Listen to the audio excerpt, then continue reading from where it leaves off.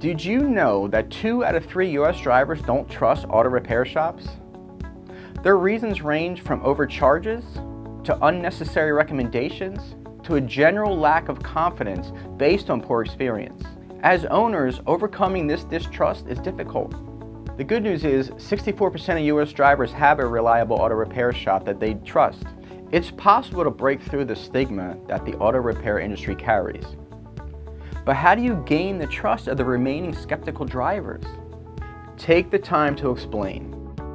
As simple as it sounds, if a customer doesn't fully understand what you're doing with their vehicle, they're going to be wary. Sure, they're up to speed on which services you intend to perform, but do they understand why you've recommended them? A little extra time making sure the customer fully understands will likely result in more services sold for your shop as the relationship grows. Increase transparency. Distrust is often rooted in a lack of understanding. Thanks to the stigma surrounding our industry, customers tend to be on the skeptical side. The fact of the matter is they don't know if the services you're recommending are necessary. However, if you properly educate your customers through tools like digital inspections, you can expect that trust to grow. Make communication easy.